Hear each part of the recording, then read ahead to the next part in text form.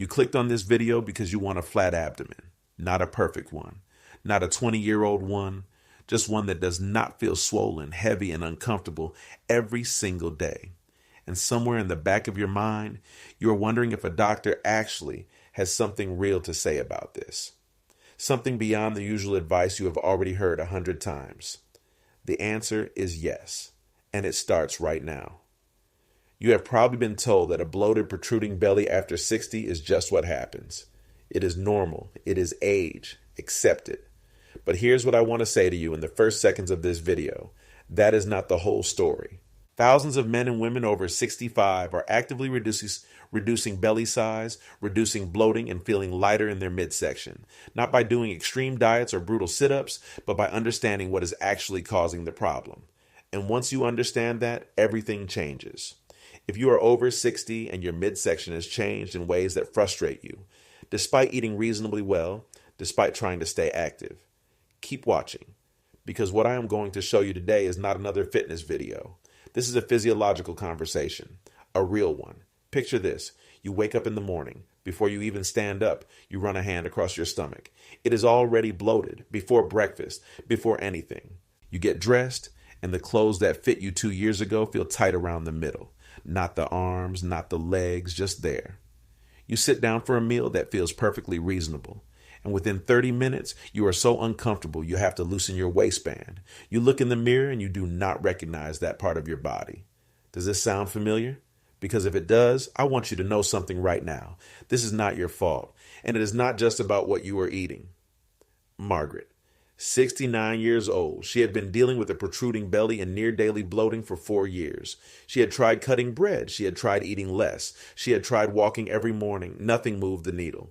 At week 6 of applying what I am going to share with you today, she told me, and I am going to paraphrase because her words stayed with me. She said she felt like her body had finally stopped fighting her. Her clothes fit differently. The bloating that used to hit her by noon had almost disappeared. And she had not done anything extreme, not one extreme thing. That story is not an exception. It is a pattern. And that pattern has a biological explanation. Here's what the research tells us.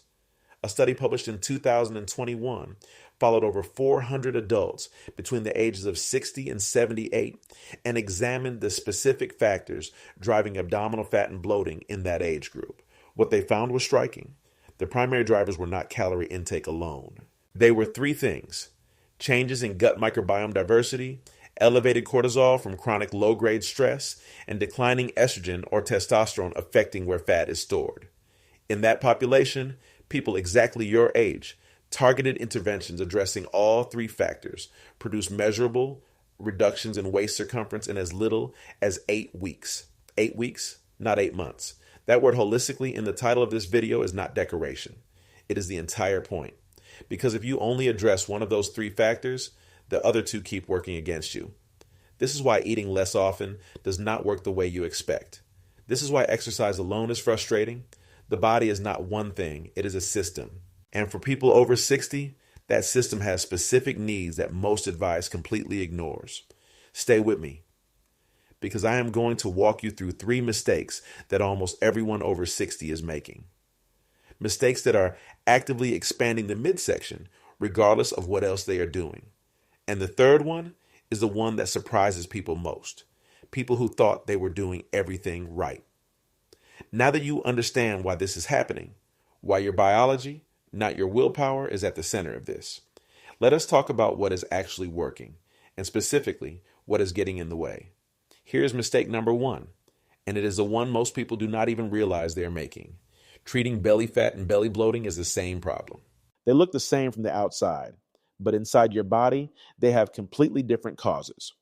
Belly fat, actual adipose tissue that accumulates in the abdominal area, is primarily driven by hormonal shifts, cortisol, and metabolic changes. Belly bloating, that distended, uncomfortable fullness, is driven by gut health, gas production, gut motility, and food sensitivities that become more common after 60. The problem is that most people are doing the same thing for both. They restrict food, they exercise more, and they wonder why nothing changes. What this means for you is simple.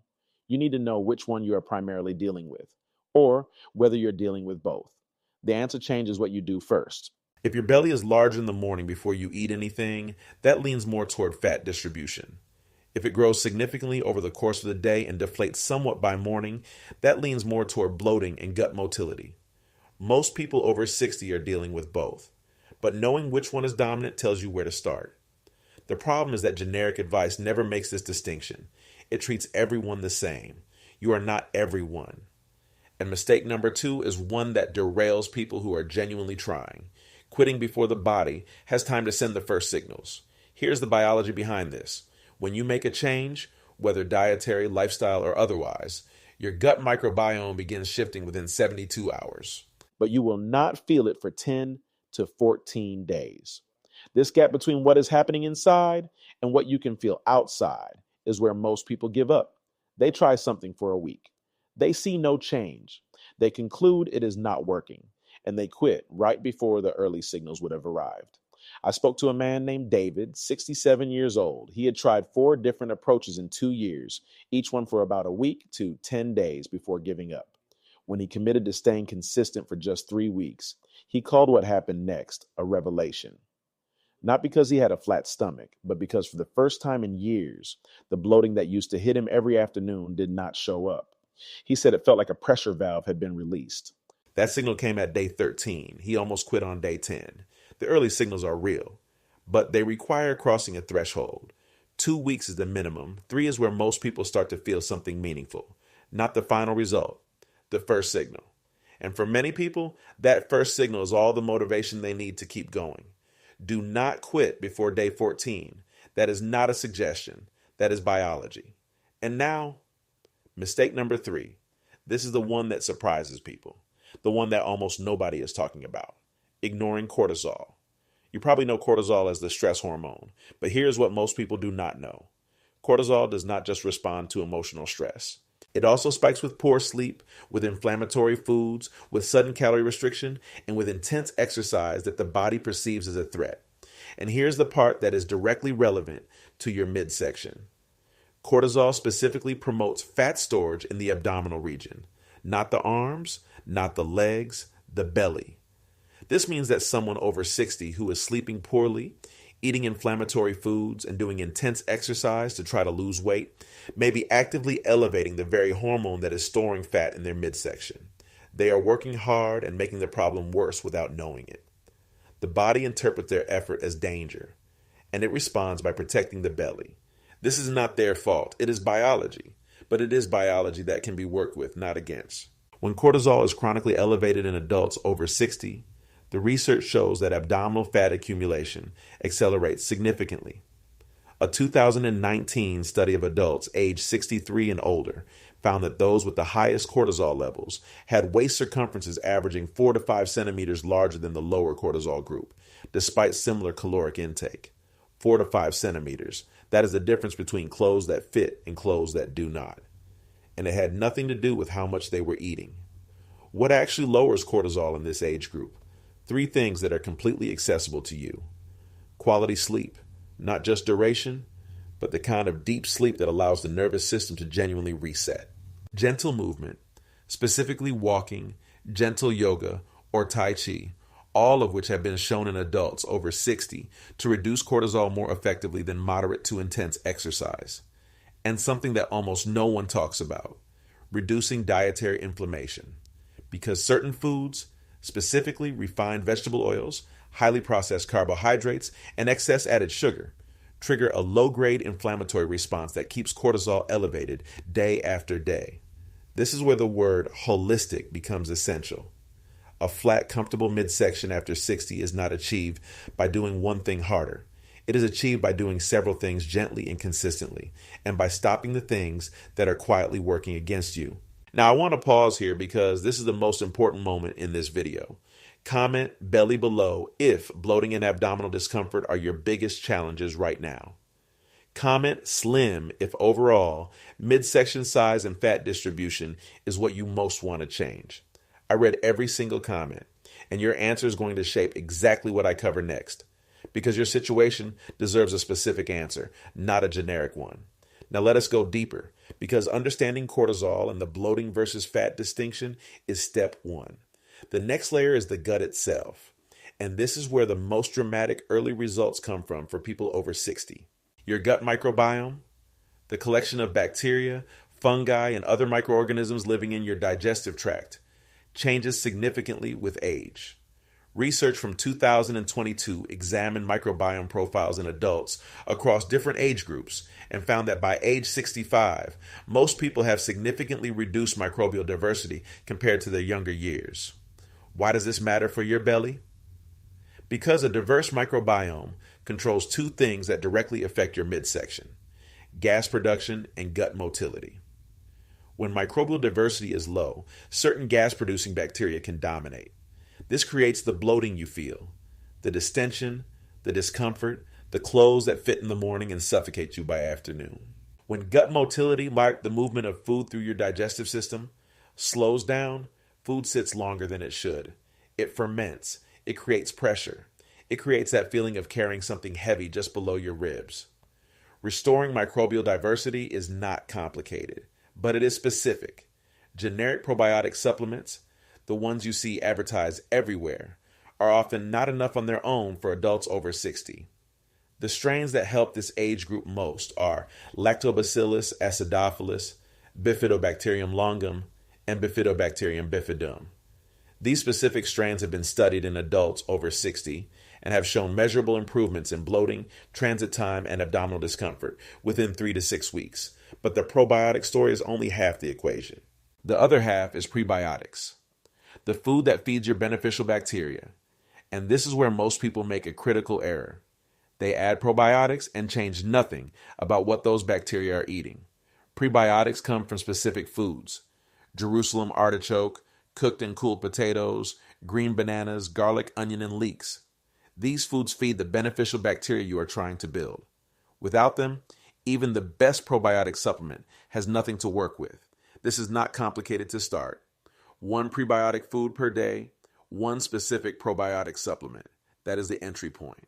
And in adults over 60, that entry point alone has been enough to produce the first signals: reduced afternoon bloating, more comfortable digestion, less pressure in the midsection within 2 to 3 weeks. Now let us talk about movement, because the advice most people over 60 have received about exercise and belly fat is not just unhelpful. In some cases, it is actively counterproductive. Crunches and sit-ups do not burn belly fat.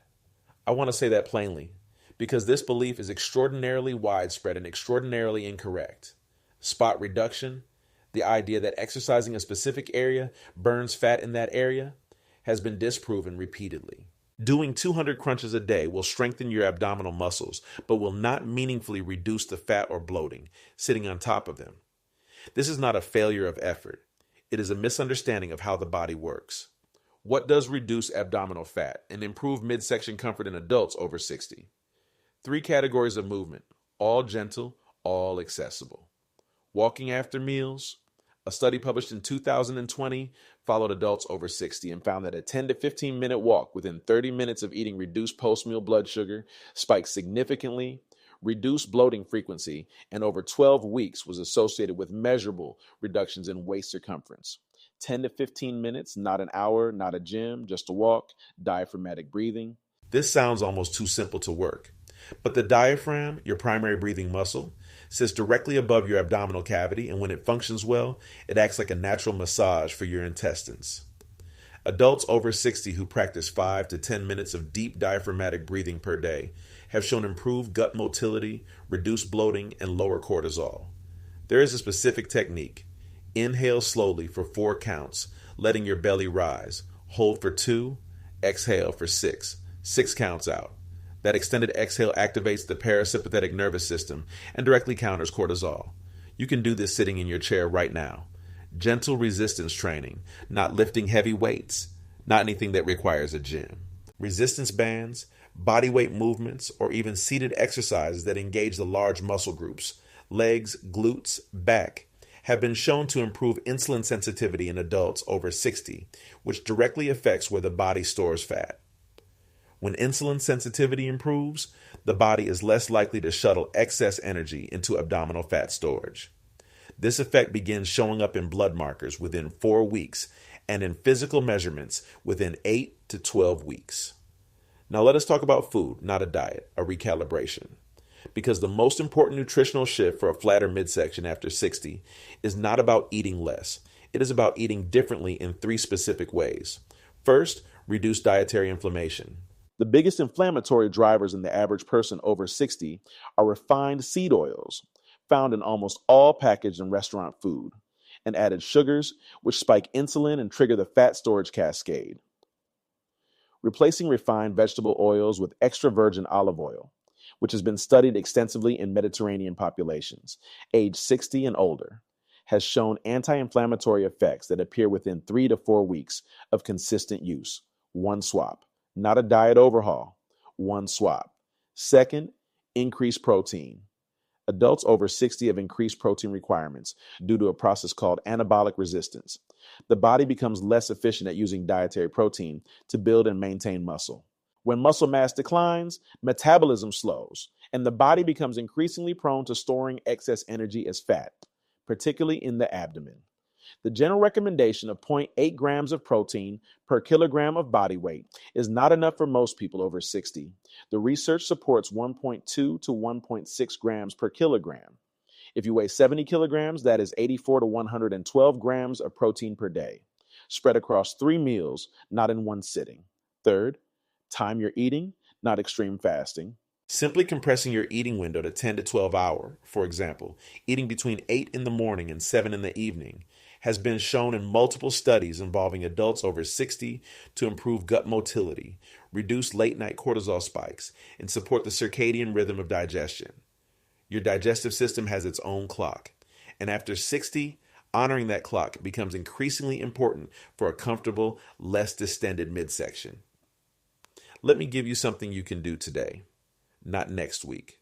Today, after your next meal, any meal, take a 10-minute walk, just 10 minutes. Outside if possible, but inside works too. And while you walk, breathe slowly. Let your belly be soft. This single act, post-meal walking with relaxed breathing, activates gut motility, lowers the cortisol response to eating, and begins signaling to your body that it is safe, that it is not under threat, that it can release rather than hold. Most people skip this. The ones who do not are consistently the ones who feel the first changes earliest. Eleanor, 68 years old. She had spent 2 years convinced her protruding belly was genetic and permanent. Her mother had it. Her sister had it. She had accepted it. When she started post-meal walks, just 10 minutes, 3 times a day, and added 1 prebiotic food daily, she told me something shifted within the first 10 days that she could not fully explain. The pressure she had felt chronically in her midsection began to ease. At week 4, her daughter commented on her waistline without Eleanor having said a word. That was the moment she stopped calling it permanent. The belly you are dealing with is not permanent. It is responsive. It is biological. And it is responding to signals you are already sending, or signals you have not started sending yet. Here is the full picture, pulled together simply. Your midsection after 60 is shaped by 3 biological forces: cortisol and stress hormones directing fat to the abdomen, gut microbiome changes creating bloating and poor motility, and hormonal shifts reducing metabolic efficiency and altering fat distribution. Addressing only one of these while ignoring the others is why so many approaches fail. The holistic approach addresses all 3 simultaneously, not with extreme interventions, but with consistent, gentle, targeted ones. Start with the post-meal walk. Add 1 prebiotic food. Choose a specific probiotic with the strains I name. Replace refined oils with olive oil. Increase protein gradually. Compress your eating window to 10 to 12 hours. Sleep is a non-negotiable, not a luxury. And breathe deeply every day for 5 minutes. These are not dramatic changes, but in a body that has been sending the wrong signals for years, they are the right ones. And the first signals, the reduced bloating, the lighter feeling, the clothes fitting more comfortably, can arrive within 2 to 3 weeks when you apply them together. Consistency matters more than intensity, always. Small steps, repeated over weeks, create the kind of change you can actually feel, not just see on a scale. Feel in your body, in how you move, and how you sit down to a meal without dreading the next 2 hours. You do not have to do this alone, and you do not have to wait months to feel something different. If this video helped you see your belly differently, not as a failure, but as a biological pattern that can be changed, hit like. It takes 1 second, and it helps someone your age find this information when they need it most. Comment, belly or slim below, so I know what to cover next. Your answer genuinely shapes the next episode. And subscribe if you want what comes next, because the next video goes even deeper into the specific foods that are silently expanding the midsection in people over 60. Foods that are marketed as healthy. Foods you are probably eating right now. That one is going to surprise you. You made the right decision clicking on this today, and you are not starting from zero. You are starting from understanding. That is already different. One more thing before you go. There is a conversation happening right now in medical and nutritional research that almost never makes it to the general public, and it is directly relevant to your midsection. The debate is about visceral fat versus subcutaneous fat, and it matters more than most people realize. Subcutaneous fat is the fat you can pinch, the soft layer sitting just under the skin. Visceral fat is the fat that sits deeper, wrapped around the internal organs inside the abdominal cavity. You cannot pinch visceral fat. You cannot see it directly, but you can feel its effects: bloating, inflammation, blood sugar instability, and the hard, round belly that feels different from soft fat. It pushes outward from the inside. Here's the part that changes everything. Visceral fat is metabolically active in a way subcutaneous fat is not. It produces inflammatory chemicals called cytokines that circulate through the body and directly elevate cortisol, worsen insulin resistance, and promote more fat storage in the same area.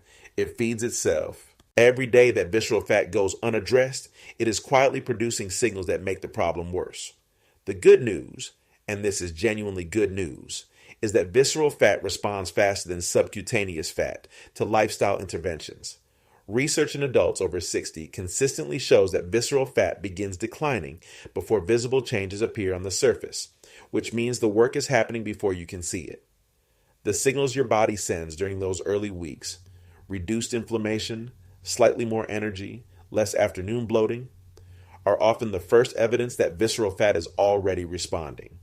This is why I said weeks, not months, because the biology supports it. The internal changes begin early, the visible changes follow. And for people over 60 who feel urgency, who have been waiting long enough, understanding that the process starts immediately is not false hope. It is accurate physiology.